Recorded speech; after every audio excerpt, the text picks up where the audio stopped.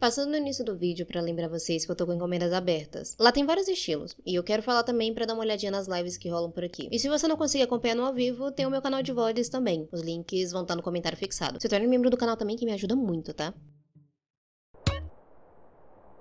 Recentemente eu recebi esse comentário nos meus últimos vídeos e eu achei ele muito engraçado e real. Muita gente que passou pelas minhas lives ou pelo meu canal do YouTube já lançou esse tipo de comentário. E recentemente até o meu pai reparou nisso. Eu tava conversando com ele esses dias e aí ele me manda um: por que você tá falando comigo como se eu fosse um seguidor da sua live? E sinceramente não é algo proposital. Querendo ou não, quando a gente trabalha com atendimento ao cliente, consequentemente aprendemos esses estilos de falar, sabe? Porque a formalidade ela é muito exigida nessas profissões. Principalmente quando a gente lida pela parte de resolver o problema do cliente. Falar dessa forma vai te dar uma certa autoridade sobre o assunto, mesmo você não sabendo nada sobre ele. Mas uma coisa que eu tenho que agradecer ao call center realmente é a forma como eu aprendi a falar. Antes de entrar eu costumava enrolar muito as palavras. Eu acho que quem me conheceu antes de entrar na faculdade pelo menos sabia disso. E no treinamento os instrutores alegavam que tínhamos que falar bem. E não somente isso, a gente tinha que falar com autoridade. O falar bem não é necessariamente você ter o domínio 100% da língua portuguesa, mas sim você ter clareza no modo de falar. Entender quando é necessário uma resposta longa e detalhada ou algo direto e claro. Inclusive lá eles explicam a forma como devemos nos portar perante cada cliente. A forma de se comunicar com uma pessoa idosa que não compreende o motivo da sua fatura tá mais cara precisa ser diferente comparado com uma pessoa mais jovem que já quer dar a clássica carteirada do o meu marido ele é advogado. Mas essa não foi a única coisa que eu aprendi trabalhando lá. Existe algo que eu achei mais importante do que aprender a falar bonito.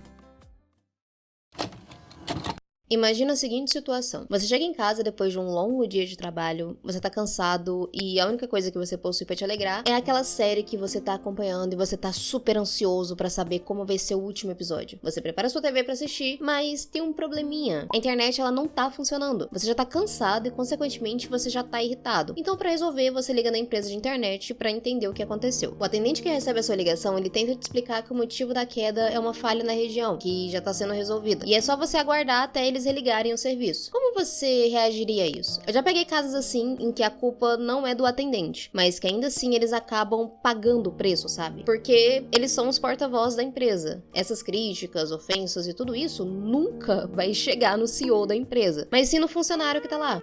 Mas eu xingo é pra eles ouvirem mesmo. Eu não ofendo o atendente, eu ofendo é a empresa. Na época da pandemia, eu lidei com um caso de uma cliente que ela acabou solicitando a troca de um fixo pra outra operadora. O problema é que ela havia cancelado o número antes de fazer essa portabilidade. E ela não avisou isso. E com o número cancelado, você não consegue fazer essa troca por motivos óbvios. O número tá cancelado. Então eu entrei em contato com ela e eu expliquei o que estava acontecendo. A cliente então ela falou que era minha obrigação entrar em contato com a outra operadora para reativar a linha e então fazer essa portabilidade. E a gente não pode fazer isso porque reativar produto envolve você falar e confirmar a identidade do titular. E isso é uma coisa que a gente não pode fazer. Quando eu disse para ela que isso não era da minha responsabilidade, ela foi super rude e falou algo mais ou menos assim: vocês são uns capachos, vocês vão passar o resto da sua vidinha miserável pra servir gente como eu, pois eu sou dentista há mais de 20 anos e eu vivo muito bem, enquanto vocês vão viver somente nisso. Legal, né? Eu admito que isso é o de menos que o atendente de call center já ouviu. A empresa fala que a gente não tem que levar pro pessoal, mas naquela época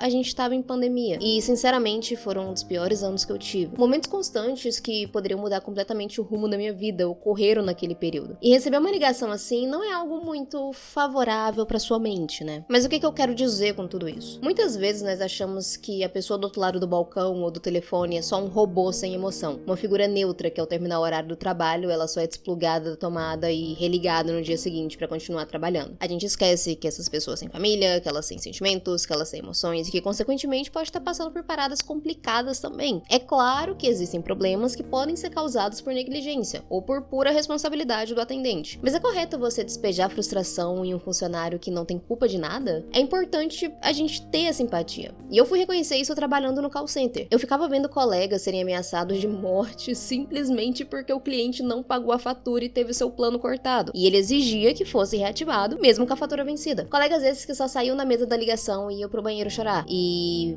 quando um supervisor chegava pra consolar, entre aspas, era só falando: você não pode deixar a mesa de trabalho, tem que voltar. Cada um tem as suas lutas, e a gente tem que deixar a nossa de lado pra lidar com o cliente. E muitas vezes esse cliente não reconhece isso. Eu acho que você iria achar um absurdo alguém chegar em você e mandar você cortar os seus...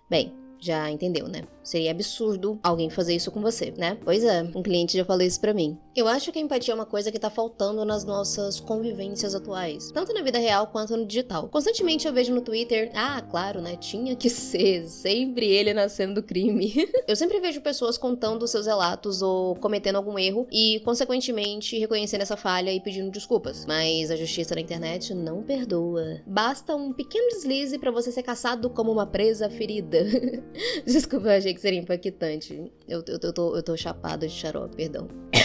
Mas é uma realidade. Eu acho que existem vários fatores que fazem com que as pessoas possuam um ponto de vista mais egoísta e antipático. E isso colabora cada vez mais com cenas absurdas do nosso cotidiano. Em momentos em que presenciamos a violência escarnada na nossa frente e ela não é chocante. Isso não deveria ser normalizado, mas infelizmente é. A pessoa do outro lado da tela, do telefone ou do caixa pode estar passando por momentos complicados também. E se algo tá te incomodando e aquela pessoa não é a culpada, não custa nada você ser gentil, ou pelo menos não ser um babaca. Depois que eu saí do call center, a forma como eu comecei a observar e tratar as pessoas que me atendem mudou muito. Aquele atendente insistente que tenta ao máximo fazer com que você compre uma peça de roupa, muitas vezes pode ser uma mãe que tá tentando não ficar no vermelho no final do mês, porque ela precisa gastar um pouco mais do usual para poder comprar uma blusa de frio pro seu filho que tá precisando. Não custa nada você ser gentil. E se você acha que é muito pesado, que é muito complicado fazer isso, faça o mínimo. Um clássico bom dia ou um obrigado não arranca pedaço. Você não precisa querer fazer amizade com o atendente. Basta somente você ser respeitoso.